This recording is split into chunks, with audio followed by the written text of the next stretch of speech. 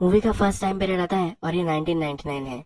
इस मूवी में बहुत सारे टाइम पीरियड दिखाए गए हैं और ये बैक स्टोरी की तरह अलग अलग पिछले टाइम पीरियड आते रहते हैं। इस मूवी में बहुत सारे टाइम पीरियड दिखाए गए हैं और प्रीवियस टाइम पीरियड इसमें आते रहते हैं। ये जो अब टाइम पीरियड हमें दिखाया गया है ये प्रेजेंट का टाइम पीरियड है। इसमें हमें एक ट्रेन टनल से जाती हुई दिखती है। ये एक डार्क टनल है और इसके दूसरे बाजू में एक लाइट भी है। एक इंसाइट हमें देते हुए एक आदमी हमें इस ब्रिज के नीचे पड़ा हुआ दिखता है। यही हमारा मेन कैरेक्टर है। इसका नाम हम जॉन रखेंगे। जॉन आकाश की तरफ देख रहा है और इसके आंखों में आंसू है। ये रिवर के पास होता है और बहुत सारे लोग वहाँ पार्टी कर रहे होते हैं, डीजे वगैरह चला रहे होते हैं और डांस कर रहे होते हैं। उनके पास हो जाता है और डांस करने लग जाता है। इनमें से जो कुछ आदमी होते हैं अब इसे पहचान लेते हैं। उसे नेम से वो पहचानते हैं। ये जो जॉन है ये इनके ही स्कूल का फ्रेंड था। इनकी आज रियूनियन है, इसमें जॉन आया है। ये एक बड़ा आदमी बन चुका है, इसलिए इसका कॉन्ग्रेचुलेशंस वो करते हैं। उसकी लाइफ के बारे में ये पूछना चाहते हैं। इनके फ्रेंड सर्कल का जो एक लीडर होता है वो जॉन को बैठा कर कहता है कि मैं तुमसे बहुत पहले ही कांटेक्ट करना चाहता था, पर तुम्हारा कांटेक्ट कहीं मुझे मिल नहीं पाया। जॉन बैठता है, उसे वो ड्रिंक देते हैं और बार बार ये जो ग्रुप लीडर है ये एक ही बात कह रहा होता है कि मुझे तुम्हें कांटेक्ट करना था पर मैं कर नहीं पाया, मैंने बहुत पहले ही तुम्हें कांटेक्ट करना चाहिए था। ये सब वो बोल रहा होता है तो जॉन को गुस्सा आ जाता है। जॉन कहता है कि बस हुआ, ठीक है तुमने मुझे कांटेक्ट नहीं किया, इससे कुछ ज्यादा फर्क नहीं पड़ता। सब फ्रेंड्स फिर उसे चीयर अप करने के लिए डांस के लिए लेकर जाते हैं। जॉन कैरियोके पर गाना गाना चाहता है। इस गाने के बोल होते हैं कि क्यों मुझे तुम छोड़कर चली गई। दर्द भरा ये गाना गाता है और बहुत ही चिल्लाने लग जाता है, रोने लग जाता है। उससे फिर वो माइक ले लेते हैं। इसे शांत होने के लिए वो बोल रहे होते हैं पर ये सुनता नहीं। जिस रिवर के साइड में होते हैं एक छोटी सी रिवर होते हैं, इसमें वो चलने लग जाता है। जो गाना वो गा रहा था वो अभी भी गा रहा है। जिस ब्रिज से ट्रेन आ रही थी उसी ब्रिज पर ये चढ़ जाता है। सब फ्रेंड्स इसके लिए वरीड हो जाते हैं। जो ग्रुप लीडर होता है उसके पीछे भागता है, उसे वो नीचे निकलने के लिए बोलता है। वहां से एक ट्रेन आती है, उसके लिए बहुत ही डर जाता है, पर यह ट्रेन जॉन के साइड से निकल जाती है। अब एक ग्रुप लीडर ब्रिज के नीचे है और उसे बोल रहा है कि प्लीज नीचे उतर जाओ। जॉन के जो फ्रेंड होते हैं वो कहते हैं कि बहुत सारे लोग यहाँ आते हैं सुसाइड करने के लिए, पर कोई भी करता नहीं। और एक ट्रेन आती है, ग्रुप लीडर उसे बोलता है कि नीचे आ जाओ, पर यह ट्रेन रुकती नहीं और इस बार जॉन के ट्रैक पर ही होती है। अब हमें नेक्स्ट टाइम पीरियड 3 दिन पहले का दिखाया गया है। जॉन ने सुसाइड करने के पहले ये चीज हो रही है। जॉन अपने गाड़ी में सी की यहाँ आता है। वहाँ आने पर कुछ लोगों से वो मिलता है। ये कुछ गुंडे होते हैं जो इसे गन सेल करते हैं। ये फिर इस बीच पर चाय पीता है। वहाँ की औरत उसे कहती है कि कितना अच्छा व्यू है। जो बोट वाले लोग होते हैं इस व्यू को दिखाने के लिए उनसे थोड़े से पैसे लेते हैं। तो कहते हैं कि इतने भी ज्यादा वो पैसे नहीं लेते। जॉन कहता है कि मर मिट जाने इतना ब्यूटीफुल ये स्पॉट है। ये चाय पीता है पर इसके पास पैसे नहीं होते। उस लेडी को कहता है कि फिर से आकर पैसे दे दूंगा।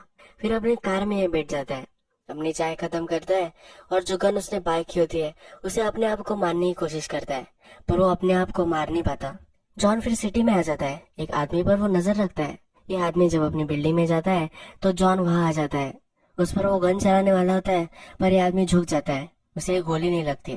जॉन डर कर वहां से भाग जाता है। जॉन ने इलीगल अपनी कार पार्क की होती है, इसी वजह से उसे कार पार्किंग का टिकट मिल जाता है।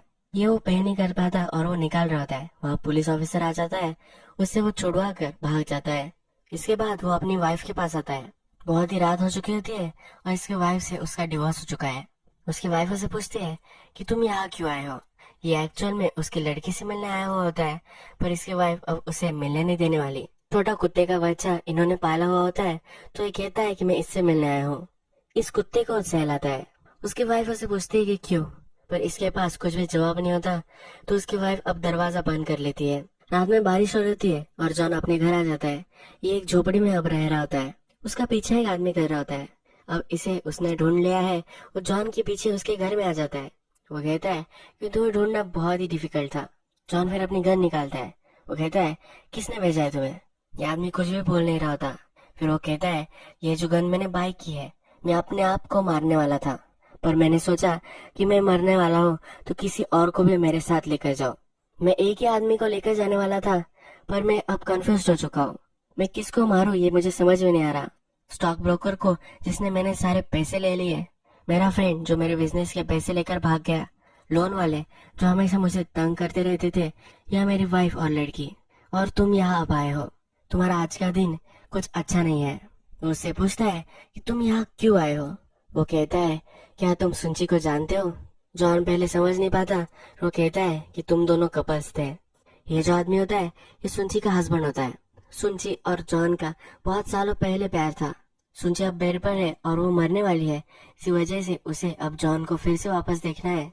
सुंची की लास्ट विश है, इसीलिए उसका हस्बैंड जॉन को लेने आया हुआ होता है। जॉन फिर सुंची को देखने के लिए मान जाता है।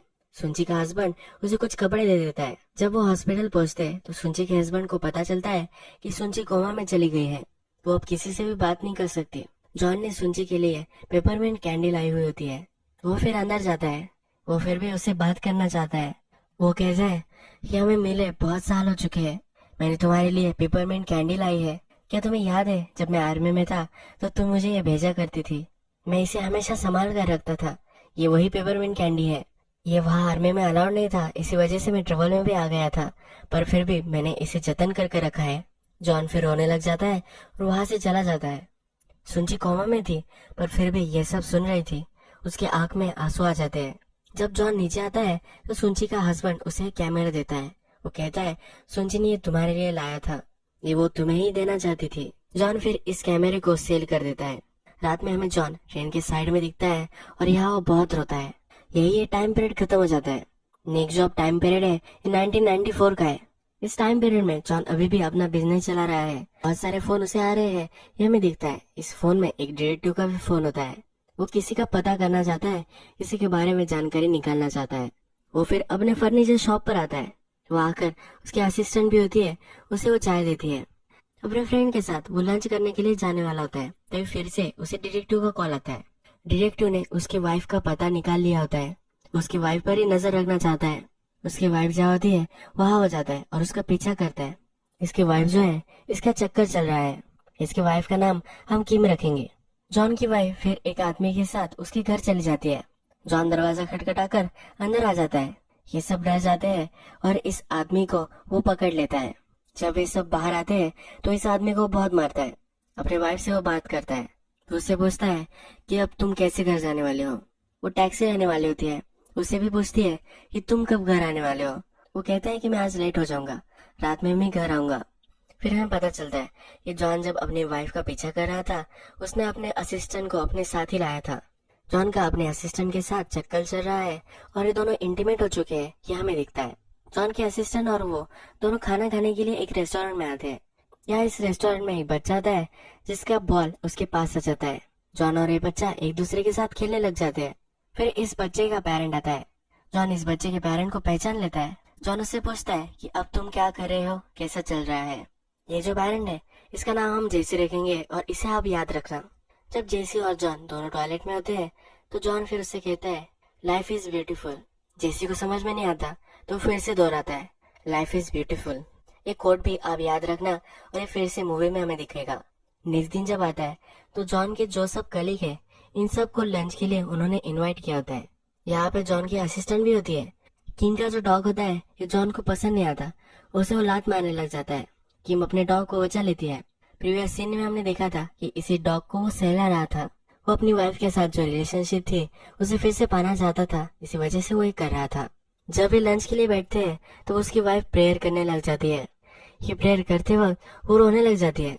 वो अब जॉन के साथ नहीं रह सकती, इसलिए वो हमें घर से बाहर निकलती हुई दिखती है। यही टाइम पीरियड खत्म हो जाता है और नेक्स्ट टाइम पीरियड हमें दिखाया गया है। ये अब 1987 का टाइम है। किम जो है वो प्रेग्नेंट है। ये हमें दोनों उनके घर में दिखाए गए हैं और किम वहाँ बैठी हुई होती है और जॉन लंच कर रहा होता है। किम अपनी हेल्थ के बारे में उसे बोल रही होती है। वो हॉस्पिटल जाने वाली है ये भी उसे कहती है। जॉन जो होता है यहाँ अपसेंट हमें दिखता है। वो पेपर में ही देख रहा होता है। उसे किम से बात करने में उतना इंटरेस्ट नहीं होता। प्रीवियस टाइम पीरियड में वंडर कर रहा था कि इनकी रिलेशनशिप टूटने में कौन जिम्मेदार हो सकता है। जब इस टाइम पीरियड में हम देखते हैं कि जॉन एब्सेंट माइंडेड था तब ये चीजें क्लियर हो जाती है। नेक्स्ट सीन में हमें दिखता है कि जॉन एक आदमी को पकड़ने के लिए आया हुआ होता है। ये जेसी ही है। वो जेसी को लेता है और पुलिस स्टेशन लेकर आता है। जॉन अब इस टाइम पीरियड में बिजनेसमैन नहीं है तो ये पुलिस है। जॉन अब जेसी की पूछताछ करने के लिए स्टार्ट कर देता है। वो उसे बहुत मारता है। जेसी का साथी जो होता है उसकी पोजीशन उन्हें पता करनी होती है। जेसी कुछ भी बोल नहीं रहा होता, उसे पानी में डुबाते हैं, उसे बहुत ज्यादा टॉर्चर करते हैं और फिर ये उसका पता दे ही देता है। जब रात होती है तो जॉन अपने फ्रेंड्स के साथ एक क्लब में आता है। वहाँ वो गाना गाता है, एंजॉय करता है। वहाँ एक लड़की ने उन्हें ज्वाइन किया होता है। ये जो लड़की होती है ये अंडर एज होती है। जॉन फिर उसे धमकाता है, अगर तुम फिर से इस बार में मुझे देखी तो मैं तुम्हें जाने नहीं दूंगा। ये डर कर वहाँ से भाग जाती है। जॉन फिर से हमें पुलिस स्टेशन में जेसी के पास आता है। जॉन जेसी को कहता है कि अगर तुमने पहले ही पता दे दिया होता इतनी तकलीफ तुम नहीं सहते। जेसी रो रहा होता है। जॉन उससे पूछता है, तुमने अपनी डायरी में लिखा है लाइफ इज ब्यूटीफुल, क्या तुम सच में मानते हो ये लाइफ ब्यूटीफुल है? इसके पहले टाइम पीरियड में हमें पता है कि अब जॉन मान चुका है ये लाइफ ब्यूटीफुल है, पर इसकी खुद की नहीं, ये जेसी की लाइफ है जो ब्यूटीफुल है। जेसी ने अपने फ्रेंड का पता दिया था। जिस गांव में वो रह रहा है वहां से ही सुंची है। इस गांव में वो आ जाते हैं और जिस आदमी को उन्हें पकड़ना है उसे पकड़ने के लिए कार में वो रुकते हैं। अब रात हो जाती है। तब जॉन के फ्रेंड से कहते हैं, कल रात भी तुम नहीं सोए थे, अब जाओ और जरा सो आओ, अब जाओ और जरा सोकर आओ। जॉन फिर निकलता है। एक घर के पास वो आता है। यहाँ एक लड़की दारू पीती हुई घर के बाहर बैठी हुई होती है। उससे पूछता है, क्या मैं तुम्हें ज्वाइन कर सकता हूँ? ये उसे फिर इनवाइट कर लेती है। तो उसे पूछती है कि तुम यहाँ क्यों आए हो? वो कहता है, किसी को ढूंढने के लिए आया हो।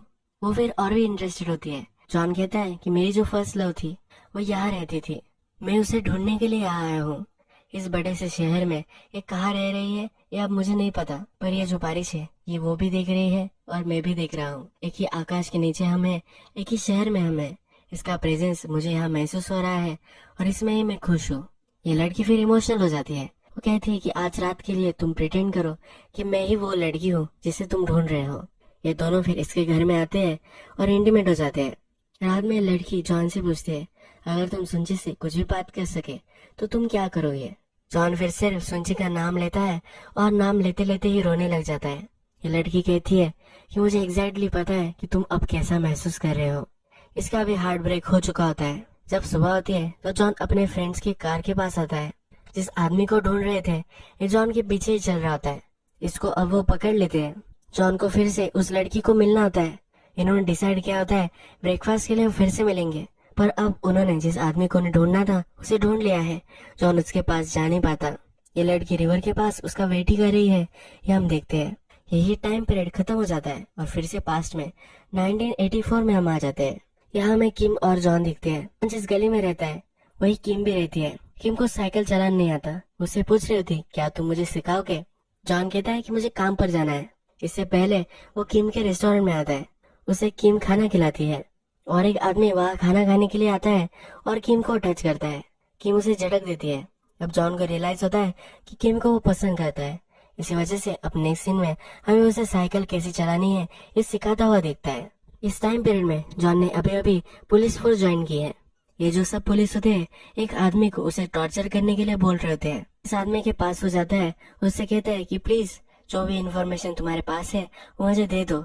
उसे हक करता है, पर ये आदमी मानता नहीं तो उसे बहुत वो टॉर्चर करता है, पर ये आदमी वही पॉटी कर देता है। जॉन के हाथ अब खराब हो चुके हैं। जॉन वहाँ से बाथरूम में जाता है और उसका फ्रेंड उसे आकर बोलता है, ये तुम्हारी गर्लफ्रेंड तुम्हें देखने के लिए आई है। ये जो लड़की है ये किम नहीं होती तो ये सुंची है। जॉन फिर सुंची को रेस्टोरेंट में लेकर आता है। जॉन सुंची को पूछता है कि तुमने मुझे कैसे ढूंढा? वो कहती है कि मेरे पास तुम्हारी एड्रेस बुक थी, तुम्हारे पेरेंट्स पहले यहाँ रहा करते थे। सुंची उससे पूछती है कि तुम पुलिस कैसे बन गए? तो उससे कहती है कि तुम जब आर्मी में थे तब तुम्हें मिलने के लिए मैं आई थी, पर उन्होंने मुझे तुम्हें मिलने नहीं दिया था। तुम्हें पता भी नहीं होगा कि मैं तुम्हें मिलने के लिए आई थी। जॉन अभी भी उससे कुछ भी बात नहीं कर रहा था। सुंची फिर उससे कहती है कि तुम्हारे जो फिंगर्स है ये बहुत ही अलग है, ये बहुत ही अगली है, पर वे मुझे स्वीट लगते हैं। तुम बहुत ही अच्छे आदमी हो। जॉन के हाथ हमें अभी अभी गंदे हो गए हैं ये दिखाया गया था। एज ए कैरेक्टर उसके हाथ अब गंदे हो चुके हैं। वो जैसा था ऐसा अब वो नहीं रहा, ऐसा उसे लगता है। वो अपने हाथ देखता है और कहता है कि सही हो, तुम सही बात कर रही हो। किम जब उन दोनों को ड्रिंक देने के लिए आती है तब किम को हाथ लगाने लगता है। वो सुंची को बता रहा होता है कि अब वो किम के साथ है। सुंची फिर इनकम्फर्टेबल हो जाती है, उसे कैमरा देती है। वो कहती है कि तुम्हें हमेशा से फोटोग्राफर बनना था, मैंने बहुत सारे पैसे इकट्ठा कर कर तुम्हारे लिए बाय किया है। वो कहता है, जॉन कहता है कि मुझे अब इसकी जरूरत नहीं है। ये कहकर फिर उसे स्टेशन में छोड़ने के लिए वो आ जाता है। जो कैमरा सुंची ने उसके लिए लाया था उसे वो वापस कर देता है। जब रात होती है तो जॉन साइकिल चलाने लग जाता है। वो सर्कल में घूम रहा होता है, अपने आप को पनिश कर रहा होता है। उसके जो सब फ्रेंड होते हैं वो किम के रेस्टोरेंट में बहुत सारे दारू पी रहे होते हैं। जॉन फिर अंदर आता है और सबको कंट्रोल करना चाहता है। जैसे आर्मी में स्ट्रिक्टली ऑर्डर फॉलो करते थे, उसी तरह से उनको ऑर्डर देना चाहता है। उन सबको मारने लग जाता है। जिस तरह से उसकी लाइफ अब मैस हो चुकी है, इसे वो फिर से ट्रैक में ले जाना चाहता है और वे कर नहीं पा रहा। किम जॉन को उसके बेडरूम में लेकर आती है। ये दोनों इंटीमेट होने वाले होते हैं। जॉन डिस्टर्ब होता है तो उसे कहती है कि तुम्हें प्रेयर करना चाहिए। किम फिर उसके लिए प्रेयर करती है और उसे भी प्रेयर कैसे करनी है ये सिखाती है। इस सीन में हमें पता चलता है कि जॉन ने उससे क्यों शादी की होगी। उसकी जो लाइफ है ये सही से नहीं जा रही। किम उसके लिए एक रे ऑफ होप है, इसी वजह से उसने उससे शादी की थी। ये टाइम पीरियड यही खत्म हो जाता है। फिर से पास्ट में 1980 हमें दिखाया गया है। जॉन अब जो है वो आर्मी में है और सुनची उससे मिलने के लिए आई हुई है। वहाँ के जो ऑफिसर्स होते हैं उसे कहते हैं कि तुम्हें अलाउड नहीं है, ये वॉर जोन है, तुम किसी से भी मिल नहीं सकती। एक अलर्ट जारी हो जाता है और सब गाड़ी में बैठकर एक जगह पर सब मिलिट्री जा रही होती है। सुनची बाहर होती है और जॉन उसे देखता है। अंदर बैठकर उसे वेव वगैरह नहीं करता, वो सिर्फ सरप्राइज हो जाता है। सुनची उससे दूर जा रही है ये हमें दिखता है। वो सिटी में होते, भागते भागते वो ट्रेन स्टेशन पर आ जाते हैं। जॉन उसके फ्रेंड के साथ होता है। अपने फ्रेंड को कहता है कि अब मैं चल नहीं सकता। उसके जूते में कुछ पानी है, इसी वजह से वो चल नहीं पा रहा। उसका फ्रेंड उसे कहता है कि ऐसा क्या है, मैं तुम्हें हेल्प करता हूँ उस पानी को निकालने के लिए। जब उसका फ्रेंड शूज निकालता है, ये जॉन का ब्लड होता है। जॉन को गोली लग गई होती है। उसका फ्रेंड फिर हेल्प लेने के लिए चला जाता है। वहाँ एक लड़की आती है। जॉन उस पर गन रखता है। वो लड़की कहती है कि मैं इस जगह पर फंस चुकी हूँ, मैं यहाँ से जाने वाली थी, तभी यहाँ लॉकडाउन हो चुका है और ये जंग छिड़ चुकी है। जॉन उसे जाने के लिए बोलता है, तभी उसके फ्रेंड्स वगैरह सब आ जाते हैं। वो हवा में फायर करता है और उस लड़की को भाग जाने के लिए कहता है।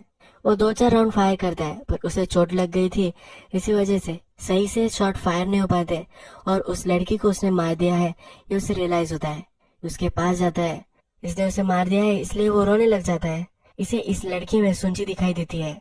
अपने प्यार को ही उसने मार दिया है ये वो रियलाइज करता है। यह बहुत ही रोने लग जाता है। ये सीन यही खत्म हो जाता है और हम फिर से टाइम पीरियड में जंप मारते हैं और 1979 में आ जाते हैं। जॉन अब कॉलेज में है और दोस्तों के साथ पिकनिक में आया हुआ है। मूवी के फर्स्ट में जिन दोस्तों के साथ हमें वो दिखाया गया था, इन्हीं दोस्तों के साथ वो अब यहाँ है। उसी स्पॉट पर है जिस स्पॉट पर उसने सुसाइड की है। यहाँ में सुंची भी दिखाई जाती है। जॉन उससे बात करने लग जाता है। जॉन उससे पूछता है क्या तुम्हें नेचर पसंद आता है। सुंची कहती कि हाँ मुझे पसंद है। जॉन उससे पूछता है क्या तुम्हें फूल अच्छे लगते हैं। वो कहती कि हाँ मुझे फूल अच्छे लगते हैं।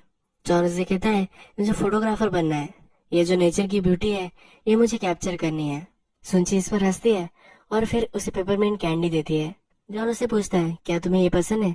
वो कहती है कि मैं इसकी फैक्ट्री में काम करती हूँ, मैं ट्राई करती हूँ कि मैं इसे पसंद कर पाऊँ। जॉन फिर इस स्पॉट को देख रहा होता है। वो सुंची से कहता है कि मुझे लग रहा है कि मैं यहाँ ऑलरेडी आ चुका हूँ, ये जो सब है ये मैंने पहले देखा है, ऐसा मुझे महसूस हो रहा है। सुंची उससे कहती है कि ये तुम्हारा ड्रीम होगा। जॉन पूछता है क्या ये सचमुच में ड्रीम हो सकता है। ये जो सब फ्रेंड्स है फिर ग्रुप में बैठते हैं। जॉन जो गाना गा रहा था कि तुम कैसे चली गई, मुझे छोड़कर कैसे चली गई, ये गाने के लिरिक्स थे। ये गाना ये सब फ्रेंड्स मिलकर अब गा रहे हैं पर एक हैप्पी टोन में गा रहे हैं। जॉन फिर उठ जाता है और यहाँ चलने लग जाता है। वो ब्रिज के नीचे फूलों के पास बैठता है, ऊपर देखता है और वहाँ रोने लग जाता है। यहाँ कुछ बहुत ही बुरा होने वाला है ये रियलाइजेशन उसे होती है। यहाँ हम सोचे तो ये मोमेंट जॉन के लिए परफेक्ट था। या उसे जो भी सब चाहिए था वह कर सकता था, इसके लिए वो होपफुल था। या उसे पता था ये सब छोड़कर उसे आर्मी में जाना पड़ेगा, इसीलिए यहाँ वो रो रहा है। इसका जो फ्यूचर है वो अनसर्टन है। जो भी उसे चाहिए वो पा तो सकता है पर उसे इसकी पॉसिबिलिटी बहुत ही कम लग रही है। ये सब सोचकर उसकी डेथ इमेजिन करता है और यहाँ वो रो रहा है। अगर हम फिर से इस मूवी के जो सीन्स थे इन्हें एक लीनियर तरीके से फिर से एनालाइज करें तो हमें बहुत सारी चीजें पता चल सकती है। मूवी का लास्ट सीन जो था उसमें वो जैसा था वैसे हमें दिखाया गया है। उसका एक प्योर फॉर्म हमें यहाँ दिखता है पर वो वैसा हो नहीं पाता। इससे पहले जो सीन है जहाँ सुंची उसे मिलने के लिए आती है उसमें उसे मार रहा है। उसका जो प्यार था उसे उसने मार डाला है ऐसा उसे दिखता है। इससे और एक पहले सीन में जब वो अब किम से मिल चुका है, किम के रेस्टोरेंट में वो खाना वगैरह खाता है, इस सीन में जब उसे सुंची मिलने आती है तब वो उसे भी ठुकरा देता है। उसके पास के साथ उसके जो सब टाइज थे उसने उसे मार दिया है। और एक इसके पहले सीन में जब किम इसके बच्चे के साथ प्रेग्नेंट थी तब इसने अपने फैमिली को ही मार दिया है। वो किम के साथ इतना जुड़ नहीं पाता, जो उसे अटेंशन अपने फैमिली को देना चाहिए वो नहीं देता, इसी वजह से इसकी फैमिली बर्बाद हो चुकी है। जब वो पुलिस में था और सुनचे के गांव में फिर से वो वापस आया था, तब उसे फिर से एक चांस मिला था। जो लड़की थी उसके साथ वो रह सकता था। वो लड़की भी जॉन को पसंद करती थी। वो दोनों उस दिन मिल सकते थे, पर उसने फिर से उसका जो चांस था कि वो फिर से प्यार में पड़ सकता है, इसी को उसने मार डाला।